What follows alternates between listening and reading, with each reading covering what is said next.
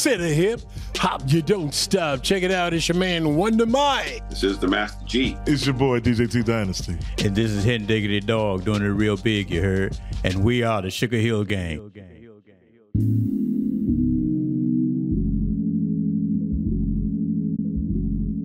Hey, hello Newark and everyone listening in, here with my co-host Desiree Hadley, and we welcome you to episode number 10 of season 3 of Raz in 60. This year marks hip hop's 50th anniversary, and with that, there have been celebrations around this country. August 11th, 2023 was Hip Hop Day. That date commemorates the 50th birthday of the music genre. Right. So personally, the hip hop culture and music has played a vital role in my life, obviously from me growing up here in the city of Newark, to breakdancing and pop locking and Run DMC in the hallway of University High School, to Eric B. and Rakim, and at Howard University and beyond, So, my hip hop is old, and, I grew up on hip hop. I was featured as an educator in interludes on Lauryn Hill's album, The Miseducation of Lauryn Hill, came out in 98. Hip hop was born in the Bronx, New York City. Some people argue about that, but most people say the Bronx. Right. Summer of 1973. Quickly traveled across the Hudson, landed in New Jersey, in Inglewood, New Jersey, that gave birth to one of hip hop's pioneering groups, the Sugar Hill Gang. A hip, a hop, a hibbit to the hibbit, a hip, hip, hop. Made history in 1979 by releasing the first ever hip hop record, Rapper's Delight. It reached Billboard's top 40 charts and catapulted hip hop into the mainstream music market, making it an official music genre. Today, as we celebrate hip hop's 50th anniversary on Raz in 60, we'll be joined by the very group that put hip hop on the map, the Sugar Hill Gang.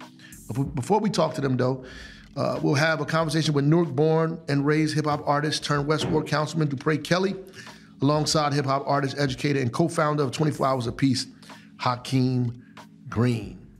So 24 Hours of Peace, that's coming up. It is an event that uses hip hop culture to engage the community and have meaningful dialogue about important issues like nonviolence and conflict resolution. I founded this event as the councilman of the South Ward about 11 years ago. It's now a citywide event when I became mayor. And the annual event advocates a violence-free community and promotes community building for parents, children, artists, business owners, and faith and community-based organizations. So have a great show, y'all. Yeah. Stay tuned. Excited. All right, so I'll just go into Newark News, and then after that, we're going to bring on the first guest. All right, so as you mentioned, the 24 Hours of Peace is taking place this Labor Day weekend this year on Friday, September 1st through Saturday, September 2nd. It'll be taking place at Springfield Avenue, at the intersection of Springfield Avenue, Bergen Streets, and Blum Streets. Yeah. So that's exciting. So very well-known artists will be taking the stage, and we're also offering health and wellness activities. Small businesses will also benefit because they'll be able to vend and, get new customers and sell products. So that's awesome. Yeah. And it'll probably be big this year because of the 50th anniversary. So I'm sure it's expected to be a huge event with a lot of folks having a good time and, promoting nonviolence and peace. Right. And moving right along, so Reading Under the Stars that took place earlier this month. It was presented by the Office of Special Projects and the Mayor's Office of Comprehensive Community Education, hosted a Reading Under the Stars event at Ivy Hill Park. So the event is a way to implement 2 of the community actions in the city's 10-point literacy plan, which was formulated in response to the alarming literacy scores in Newark and launched in July. Right. In July, the city of Newark unveiled a 10-point plan to address childhood literacy, starting with prenatal care and expanding through the 3rd grade. This comprehensive formula for academic and life success begins with quality prenatal care and reading allowed during pregnancy and continues through from preschool to 3rd grade. The city of Newark is planning a wide range of events to emphasize the importance of literacy and encourage a love for reading. On the next show, we'll have Dr. Brown on. She's going to talk more about that. So people who want to know more about it or learn more about it, she'll be here to explain it, right? The VMAs is coming to Newark again for this is 3rd year, I believe. Yeah. Yep. So that's exciting. It'll be taking place at the Prudential Center. There will be an opportunity for Newark residents to receive free tickets to the show that'll be posted to the social media pages, so folks should stay updated on social for that info. Newark Hope Village 2 is coming about soon, right? Following the success of Newark Hope Village 1, the Newark Office of Homeless Services will be putting the final touches on the container homes of Newark Hope Village 2. In the coming weeks, this temporary housing brings stability and security to some of Newark's most vulnerable residents without addresses. So that's all of the Newark news I have for today. Anything you want to comment on anything, Mayor? There's great things going on. And, we want to jump right into the show. Okay, sounds good. Yeah, we have joining us before we get to the Sugar Hill Gang, which I'm excited about. We got Councilman Dupre Kelly and 24 Hours of Peace co-founder Hakeem Green. I want to invite those brothers to be on the show. Yeah. All right. Want to thank both of you guys for joining us on Razzin' 60. We have Councilman Dupre Kelly of the West Ward with us, and the legendary Hakeem Green here with us, co-founder of 24 Hours of Peace when it was on Clinton Avenue. How about that? Mm-hmm. And both of you guys started your career as hip-hop artists. I guess a good question to start us off a bit, how has hip-hop culture shaped your journey and influenced your life and career this 50 years later? You guys are pretty old. We don't get old, we get better. Yeah, man, it's like fine wine. Yeah, but to that point, hip hop has allowed us to get older, and get better. Coming up in the 80s, being influenced by KRS-One, X-Clans, the Public Enemies, having that type of impact, put the battery in my back to get back in the community and get active, start organizing. Education became a huge part of my career, being up under the teacher, KRS-One, my mentor, and just tried to really carry that. So, hip-hop is not what we do, it's how we do it. So whether I'm a teacher, an MC, activist, organizer, hip-hop is right there by my side, that battery in my back that keeps me going. So, it's just hip-hop is, not knowing how influential it would be through the years, has been so influential, impactful in my life, in my experience, in my career. Man, and for me, growing up in the city of Newark, New Jersey, as a young man, I always felt like at one point I wouldn't make it to be 18. Then I felt like I wouldn't make it to be 21. And that's the crazy mindset. So I feel like hip hop has allowed me to believe in life and see life, and what I mean by that, I've traveled the world. I went to college and had an education at a great HBCU at Shaw University, but it doesn't compare to the education that I got from hip hop, from traveling the world and meeting so many different influential people, and being able to still be hip hop and come into a world like a political world and still represent the culture of hip hop. I think that hip hop is not just a culture and an art form, but to me it is everything. That's powerful. pretty good. So before you became the councilman and went to a career of public service, you was a part of the Lords of the Underground. Yes. Can you tell us about your experience as a member of this hip hop trio, and what inspired you to kind of switch, if you would call it switching, from being an artist to public service? First of all, I just want to say thank you to my brothers, DJ Lord Jazz and Mr. Funky, and all of the people who helped make that, all of the Newarkers actually who helped make that group a success. In that group, I learned a lot. I learned how to deal with other men, other alpha males. I learned how to be able to know that I wasn't right about everything too.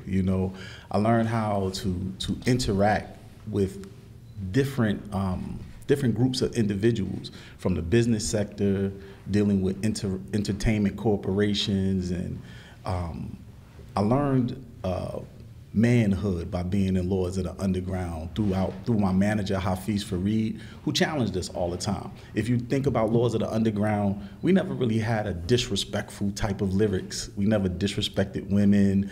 We might have said one curse or two, but we weren't really a group that cursed a lot. And that was because of the relationship with our manager. I remember saying the B word in one of my songs one time, and he came into the studio, and he said, and I asked him, we always looking for approval from our mentors. So I asked him, how did you like the joint?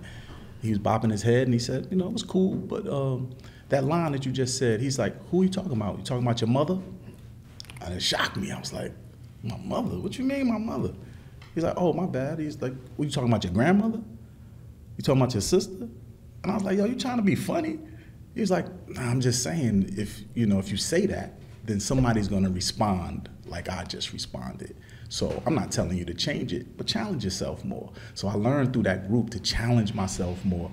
And I took those lessons that I've learned through hip hop, through a group with two other alpha male individuals, and I brought that into being, in the public service area of learning that everybody's not going to see it how you see it, and that everybody is not going to respond to things how you respond to it.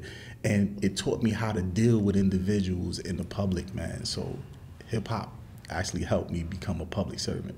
Well, Hakeem was a part of a rap group too. Well, yeah. Yeah. Yeah. I mean, yeah. Yeah, Channel Live and direct. BDP all day, every day. All we do is spark mad wisdom. Oh yeah, you changed that a little bit. Yeah, for this show right here, definitely, for sure. So what was that like in that time period, man? Wow, I mean, just being immersed in the culture. We say that all the time, the culture. What does that mean? As mean young people doing what they do as young people, learning the ropes as young people.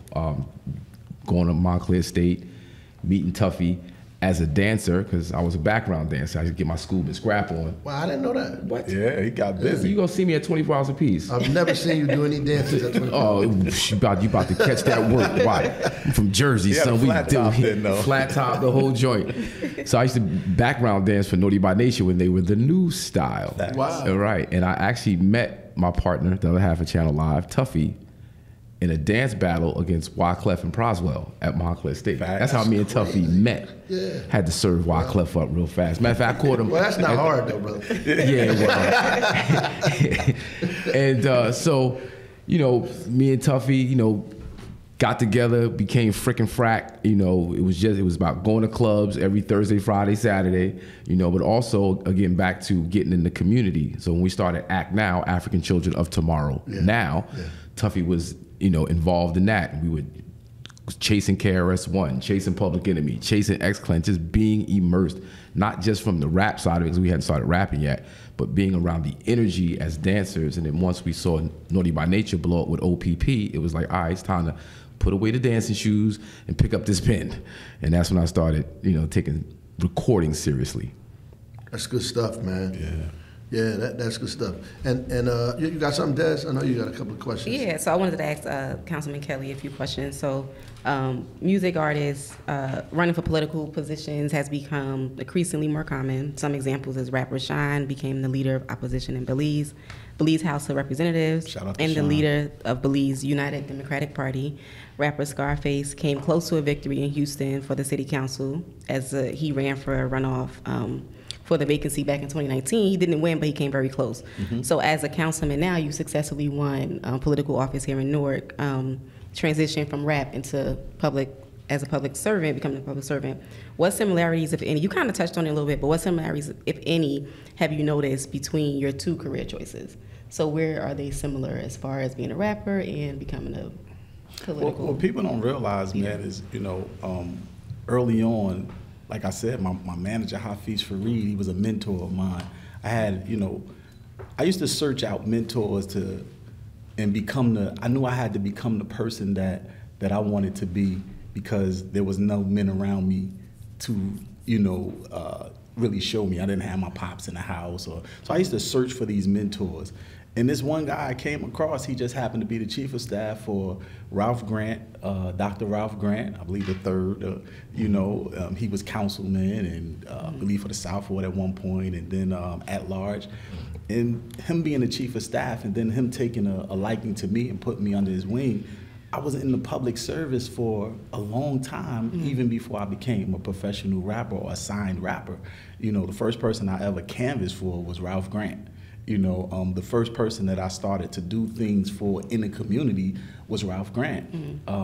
Even when Mother Mildred Crump, Councilwoman Mildred Crump, got elected, that year is when Mayor Sharp James made it Lords of the Underground Day. Wow. I think the thing that really made me utilize hip hop in the public service sector was one day I've been wearing Newark on my hats and clothing forever. And my manager, Hafiz Fareed, asked me one day, he said, "What's the last thing you've done for Newark?" I got defensive. I was like, "Oh, I wear Newark on my hats, my clothes, what you talking about?" And he's like, "No, what's the last thing you've done for Newark?" And he stumped me. And I couldn't really say what I've done for Newark other than doing things with them. So from that point on, I vowed that I would take some of my hip hop money, put it into something that deals with, community in our city. I started a nonprofit organization back then called the Drama Squad, where we would go into all of the schools and high schools in Newark, New Jersey, and put on educational plays that were positive about teen pregnancy, teen uses of drugs, and things of that nature. And this is back, late 80s, early 90s. And then that spawned and grew into me opening up a nonprofit organization that focused on literacy and education called 211 Community Impact. And it started to put me in the face at the doorsteps of the residents, in the face of our political leaders, and and that just it just all intertwined for me. All right. Yeah. Sounds good. Yeah. Let me ask Hakeem. Okay. This 24 hours apiece. I know, because we got the Sugar Hill Gang. We trying to get rid of y'all, man. Yeah, bring the legends in. The legends. The 24 hours apiece, though. But what is this, and why hip hop? Because we can have that, and we have some other genres, but why hip hop? That's a question. I mean, honestly, I'm just to throw it back to you, Mayor. Watching what you did in Washington, D.C. at Howard University with Black Neoforce, and the strength and the power and the organization, the energy, that was like, we wanted to be that, and then to see you mature in Newark politics and education, and, you just gave myself something a standard that I needed to live up to, right? So coming back home in 2010, I came to Central High School, said, "Listen, I've been working with KRS-One. I got these programs," and you were like, "Go to IYL. You need to be at IYL." So I went over there, and in doing that, I caught wind of the Newark Anti-Violence Coalition and everything they were doing, and I'm looking and I'm taking notes, and I'm like, but how do we take this energy and create something that the community wants to latch on, to want to be a part of it? And had this idea of using hip hop. It's not what we do, it's how we do it. I took it to my brother, Miri Baraka Jr., your brother and chief of staff, and he's like, "Hakeem, that's a great idea, but we gotta do it for 24 hours. I looked at him like, 24 hours, Miri? I'm thinking 4 or 6 hours, we do a little demonstration. Like, nah, we gotta make a statement. And that's how 24 Hours Apiece was born, using hip hop culture as a form of engagement so we can give the people what they really need, that knowledge, wisdom, and understanding. Right. Please educate a large children with equality. That's right. No, that's good. That's good stuff, man. And I know there's going to be a host of rappers and stuff there as well. But what else is going to be present there? Man, so I like to look at 24 Hours Apiece as a commercial. The commercial is selling you peace, love, unity, and safely having fun. So in that, we have the Office of Violence Prevention and Trauma Recovery, who do the real work, the everyday work of preventing violence and helping people recover from trauma. Brick City Peace Collective, New Direction, they'll be on the grounds doing activations and activities for the entire 24 hours. And what happens on the stage is, we salute all the artists that signed on. It's real hard to kind of, meet the message that we're trying to give the people in today's climate of commercialized rap music. We get that, but the artists that we have are like top notch, and they're coming to push that message so we can draw attention around the Office of Violence Prevention and Trauma Recovery and Brick City Peace Collective. Big shout out to New Direction, because that's the real work. Those are the real stars. That's what's really going on at 24 Hours Apiece. Facts. That's good stuff, man. Exciting. No, I think that's awesome.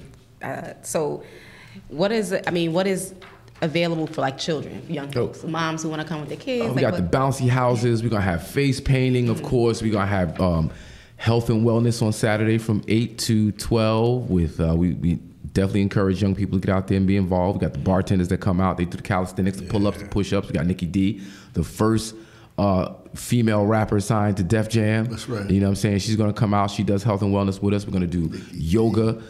Big shout out to Jen and Ty Day. They're going to do yoga. We got that going on, of course. I did mention the bouncy houses and the face painting. We're going to have some tech activities, some introducing folks to the metaverse and that whole thing. And so it's going to be a full day for everybody, all ages. We have a senior breakfast going on Saturday morning. Okay. We got LeVar's coming out with a gospel ensemble from 8 to 11:30, live band gospels. So we got something for everybody out there. Wow. Okay. Yeah. That's gonna be dope, man. I'm excited about that. Yeah. So, you guys want to have any last thing you want to say to the listeners and viewers here? Hey, man, 24 hours apiece. Hip hop, man. When you think about hip hop, you know, I don't want you to be scared of hip hop, right? When you think about it, just break down the word hip. That's being in the now, being in the knowing. When you think about hop, that's a form of movement. That's why it forever feels like the now movement, you know, a youthful movement. It's the now movement. It's hip hop. In 24 hours apiece, utilizing the now movement to help us move peace, love, and unity and keep it in our city. Not for sure. Hip hop is not what we do, it's how we do it. You could be a rapper, you could be West Ward councilman, you could be the mayor. You could be the mayor. You could be the president. You could be anything you want to be, but as long as you do hip hop for the people, that's real hip hop. And I want to say this to the mayor though before I leave. I want to thank you, Mayor, for believing in the culture of hip hop, for being part of the culture of hip hop, and knowing that, respecting that it can elevate to what it's become right now, and utilizing Newark to be one of the first to believe in that and help us get to the point that we are right now. Yeah. That's right. Good stuff, man. We thank y'all for getting on. Yes. Yeah, Rising 60, appreciate y'all. We'll let you know so you can push it out. All right? Yeah, definitely. All right. 24 hours Thank apiece, you. September 1st and 2nd, y'all. See y'all there.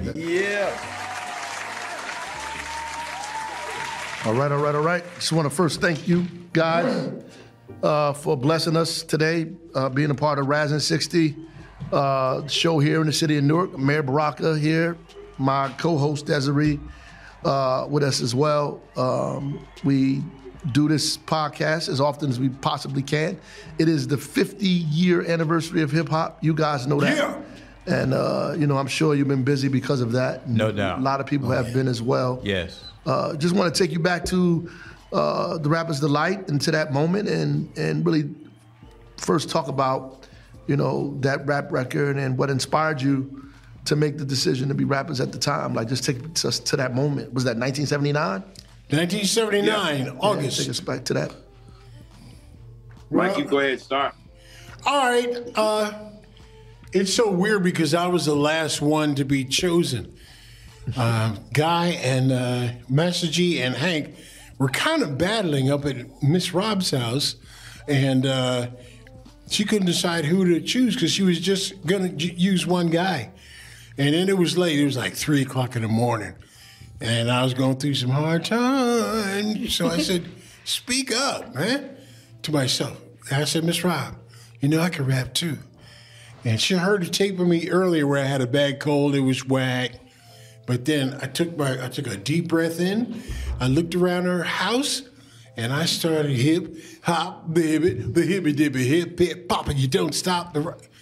And I was talking about her dog, the library, everything, what we were doing, who was there, and she said, "Okay, now Hank, you come in, hotel motel, the part that Hank wrote. Oops, nope, sorry. I mean, Wow. yeah.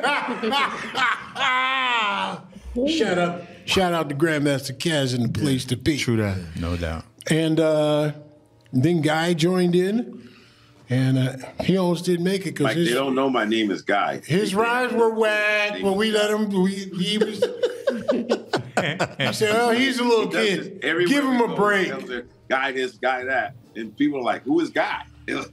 Guy is Master G. Yeah, he's the one that loves to sign autographs as G. Master G. That's right. Wow. Wow. Anyway, so yes, Mike gave you kind of the short version of it, but initially it was supposed to be one person, and then when Miss Rob wasn't going to be decided you. between the three of us, they had already had the music recorded, and we went to the studio a couple of days later. And because Mike had what he had, and Hank had what he had, and I had what I had, they decided that Mike would go first, Hank would go second, and then I would go third. The reason why the record is so long is because we were all new. And people we didn't know anything about recording. So we just continued to go because nobody told us to stop. Right. It just so happened they recorded 15 minutes worth of music. That's right. So we kept going until the music stopped, and it kept it. Now a song is 2 minutes long. Right. Max in those days, songs was 6 minutes long. We didn't know anything about what a song, time was. So we just kept rapping, and they kept 15 minutes, and that's why the song initially was 15 minutes and 20 seconds long. I was wondering that because I Man, that was looked it up on great. YouTube. The song was really long. Actually, 15 minutes is nothing when you're at a live gig because you're playing for 4 or 5 hours. So we could have kept going for 4 or 5 hours. But The only reason why we stopped was the music stopped. That's the only reason why we stopped. Yeah, guy was the last one to rap. Mr. Rap said, "Oh, shut him up, please. Turn off the music." Wow. Did you? Wow. See. Did you guys want to add anything to that? Well, basically, the thing that was amazing to me when I first heard the song on the radio was that not only was it 15 minutes long, but sometimes, the people had so many calls requesting to play the record, the DJ would sometimes just put it on and let it play twice in a row, and he would go take a break. He would go do whatever he needed to do because he knew he had time. 30 minutes. Oh, that's great. We teed off a few advertisers because, Rappers Delight was playing. And the ads that they paid for weren't being played. Wow. Wow. I But the song was so long. I never even thought of that part. So we had to learn the part in phases and chapters. Wow. We had to learn it in chapters when I was a kid. Chapter 1. Wow. Yeah. Who can beat my boyfriend? You surely can. You fly through the air, you Superman. Big back. Yeah. Big Panky. Rest in peace. Rest in Big peace. Bang. Hank. R.I.P., brother. Yeah. So did y'all know you was about to make history when y'all did this? Or you Yep. just was some young guys out here getting on the mic? I knew when we auditioned. I knew before we auditioned. I knew before I even met Guy and Hank when I was with a group called Sound on Sound. I said to myself, if this ever gets on record, somebody ever puts out a record with this, I don't care who it is and where they're from, it's gonna be the bomb. And we recorded it, and I knew it was gonna be a hit. Guy was a little more Mike always knew. trepidatious, and he said, okay, it might be. No, because there was nothing like this on the radio. It was in New York, it was in New Jersey, and some parts of Connecticut, but not the rest of the planet. Right. So I knew if it was a good record, we were going to be big. And I knew it was going to happen just the way it did. I thought it was going to be big in the New York metropolitan area. I really did. I mean, we were doing it in the northern New Jersey area, Englewood, Hackensack, and Teaneck. And of course, it was already, happening in New York and different parts. So I thought the record would be a regional hit. And that, like Mike said, they had a group, Sound on Sound. I had a group, Phase 2. It was 900 of them. It was 2 of us. His assistant had some soles of the sneakers with laces on. How many people, G? Huh? How many people did they have? How many people in the group? 9,000. I'm sorry. 9,000. It was just 2 of us. G had an assistant that had the soles of his sneakers with laces in them because he couldn't afford the rest of the sneakers. Yeah, and they had 9,000 people, and they all ate one French fry. So brothers, y'all made the top 40 Billboard chart. How did that change? Number 1, number Right. 2. How did that change you in any kind of way, or change what you start, your lifestyle, your thinking, anything? Yeah, like well, that? you're looking at is the first. Michael Wright, Guy O'Brien, and Henry Jackson are the first commercially successful rap artists Right. ever. Right. We're the first to go platinum. We're the first to make money. We're the first to drive the cars. We're the first to tour the world. Anything that you see happening today, we are the template. Right. Period, point blank. We're the first people to be in magazines. We're the first to be on television.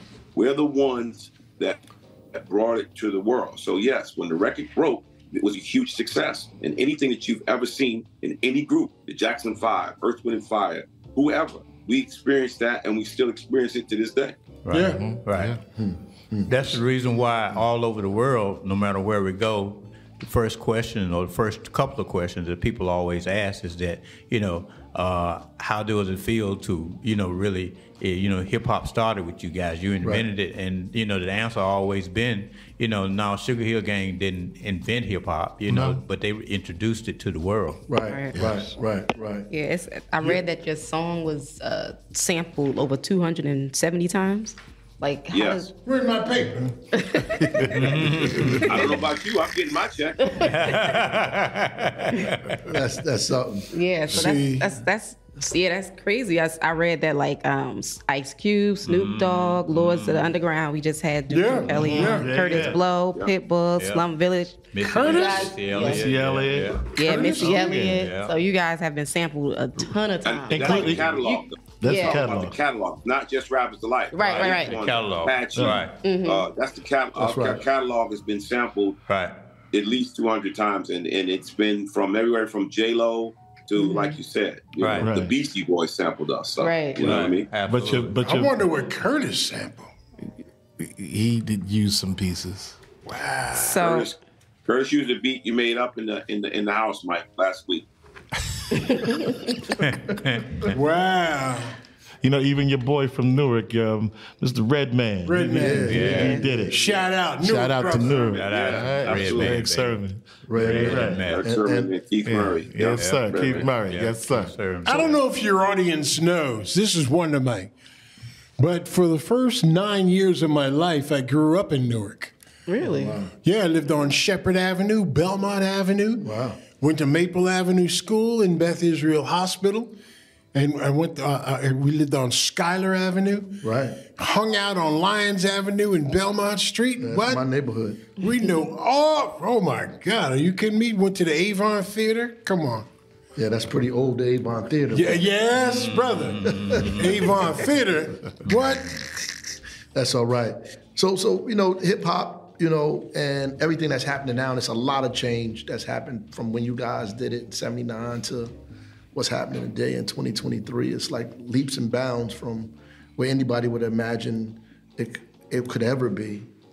Like, how do you use your influence that you have now to talk to other rappers, to create change, different things like that? Because I know everybody look at you guys, put you on a pedestal, obviously. So how do you use this to influence some of the things that are going on? I tell them, don't bite, for I'll whip your. No. Wow. The best example is to be the example. We are the ambassadors of the music. Right. We are the ones that are responsible to continue to preserve the legacy. So we walk a certain way. We conduct ourselves as businessmen. We're gentlemen. We are, we're statesmen for this industry. So when we rub shoulders with the individuals that are connected to us, we give that information and we put out that kind of vibration. Right. And you don't have to bail us out before the show. We ain't drunk the hell all up before the show. We don't fight. We don't throw stuff at the audience. We don't disrespect them.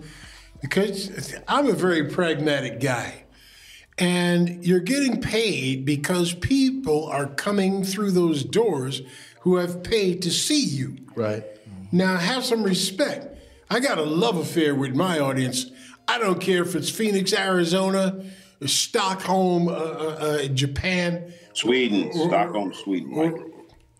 I don't have to say the whole thing. Where you get this guy? Get off the line. You stink. Oh, wow. So we're celebrating the 50th anniversary of hip hop, obviously, this year. What has this year looked like for you guys? Like being the first, pioneering rap. Oh, it's been beautiful. Our phone's been ringing off the hook. People want us here. People want us there. Shows is quadruple. You know what I'm saying? We've been like crazy busy. We just got back from Indianapolis last night. Nice. And we're leaving for Myrtle Beach in the morning. And then on the 4th, we're going out to London. They're honoring us on the Hollywood, Camden Walk of Fame. Let me rephrase that. With the cement, the shoes in the cement and the hands and all that. Yep, absolutely. And we got like 4 shows out there. So it's really been, really great. Really great. But I want this point known, though. We have been fortunate enough to consistently be working at a high level for many years. This is not, we are working, we have a lot of offers, we have a lot of people looking at us. What the 50th anniversary is doing for us is letting people know that we are a viable entity, that we do this on a daily basis, year after year after year, and not just domestically, internationally. So that's what this is really doing. Plus, we go to other countries. Yeah, that's what I just said, Michael. BET, the Essence Award, Pop Treasures, hip hop. I mean, so that's what it's really doing. Our volume of work is a direct result of, once again, the catalog. Absolutely. Our music will stay in the fiber of human society for thousands of years to come. Absolutely. And because of that, we have phenomenal lives as a direct result. Like you said, samples, live events, sync licenses. I mean, there's so much that's connected to the machine that is, Wonder Mike and Master G and Diamond Temple and, Hen Dog, the Sugar Hill Gang, et cetera, Leland Robinson, and the whole nine. I know that's right. Y'all ever get any criticism from not being from New York? You started it when it first came out. At first, of course. At first, yeah. We started wearing that ass out. That's what happened. But Did I say that? Right. We showed up and showed the proof. Go to your room. Did I say that? The records are nothing like the live performances. Oh yeah, I can imagine. Once they realized we were the real deal. At first they thought we were manufactured. They thought they put us together. Right. And we were guys that they fake. But once you can't fake real show. No, you can't. No, you can't. In fact, our first tour, we did some spot dates, and then we were put on a tour with Cameo, Slave, and some other people. I mean, really hot groups. Mike. And we opened up the show. A month later, we're headlining the show. A month later. That's big. Yeah, that is. It's huge. That's big. Cameo and Slave are not slouches either, but that's no. That's they real. Put on a hell of a show, man. Put on a hell of a show. I feel like now the newer rappers don't perform like they used to back in the day. Like you don't get that. The excitement. Yeah. Right? Well, because the choreography, all of that stuff. Well, things have changed. Yeah. Like the entertainment is you're the entertainment. The artists out there doing what they have to do, but they want you to do jumping and moving and all the rest of that stuff. But I mean, they're bringing it down because if you look at the culture that's been spread so far, and you look at even the Asian influence and all the rest of the stuff, now they're working so hard at it that it's making us work hard. So steel sharpens steel. So everybody's back to their book because somebody's coming in and they're getting paid more to do it than we got paid to imitate you. Exactly. So I wasn't gonna say it, but but now that makes you get back on your game and get back to doing what you're doing. What you might have done sloppy, you're gonna clean up. Right on. Right on. I got a little sidebar for any hip hop artists that are listening now. This isn't a criticism; it's an observation. Back then, oh my goodness, guys would really get into the show, the live performances, and they were the bomb. Grandmaster Flash and then that's right. Everybody. Melly Mel. The shows were the bomb. Yeah. And now it's kind of like, standing around in one place, just reciting your rhymes and expecting the people to show up. And they do show up. But to me, it shows a bit of arrogance. Nobody has to come see you. They do, but sometimes it's like somebody's going to wake up and say, damn, he's just standing there. Put on a show. The records are the bomb. Have a show to match it. Right. That's good. This has been a service announcement for Wonder Mike. Wow. Right. Oh, that's all right. What music you guys listening to now? What are you listening to? Oh my God, this is one of my. Yo, I have everything in my phone from A to Z. Yeah. From Mahavishnu Orchestra, Jazz Fusion Group, to Funkadelic, to Michael Franks, to Art Garfunkel, to Al Jarreau. Everybody. Whatever I find musically evocative. Right. I like it, and I don't care what it is. Yo, man, why are you listening to that? Get away from me. Get away from me if I slap you in your dumb face. Whatever I find nice, I'm listening to it. I'm going to buy it. You know, people don't remember, but maybe the people who are of a certain age remember. Everybody says, "Oh, well, you're not listening to hip hop." We didn't. There was no hip hop. That's right. We listened to music. Right. We listened to every damn thing. Yeah. And if it sound like you just said, if it sounded good, you listened to it, and that was part of the set list. Right.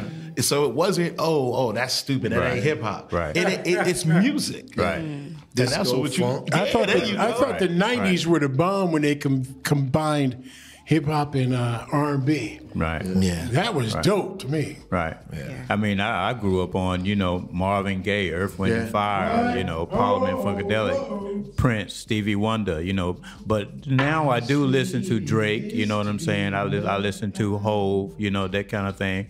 I listen to maybe a little bit of, what's my man? I can't think of his name right off the top of my head now.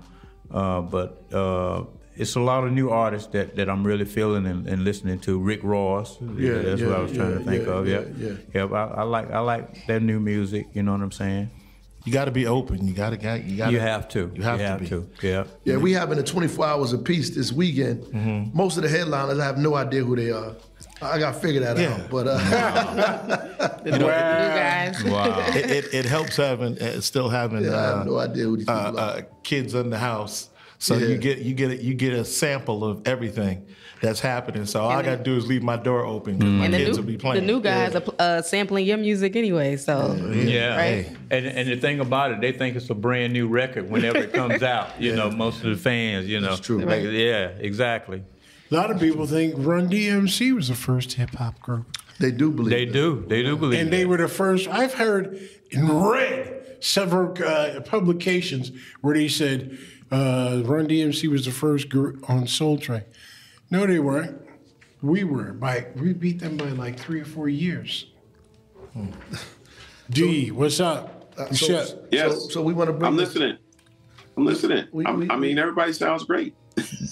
So, but I listen to everything. Yeah. I listen to everything. Yeah. I listen to everything from Daniel Caesar to Miley Cyrus to Taylor Swift. Yeah, Taylor Swift. Killing it. We're all musicians. Yeah. And when you're a musician and you create, and right. I write lyrics, and right. I'm a drummer, so I create beats. Mm-hmm. That puts you in a situation to hear everything that's out there.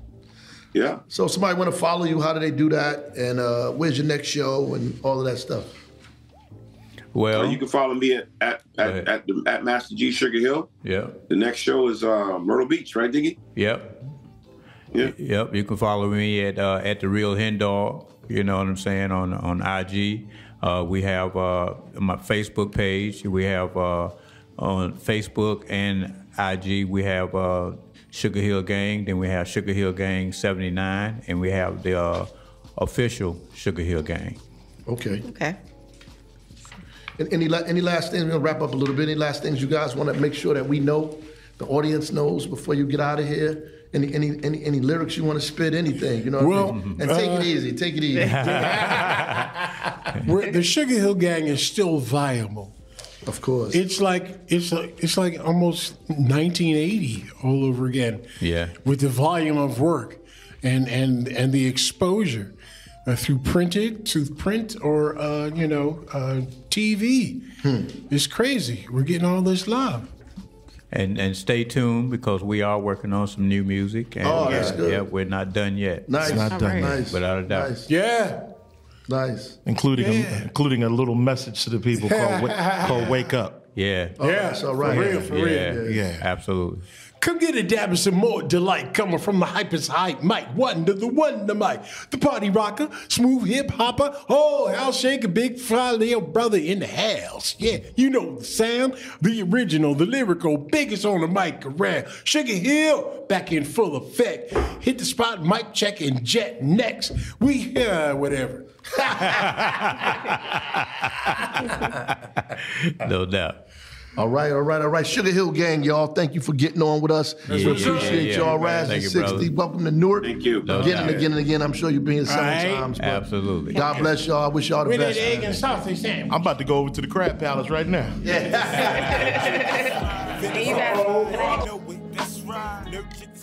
Happy 50th birthday to hip hop. Thank you to the West Ward Councilman Dupre Kelly, 24 Hours of Peace co-founder Hakeem Green, Channel Live, and the Sugar Hill Gang for coming on Raz in 60. And of course, thank you to our audience for tuning in and listening to us.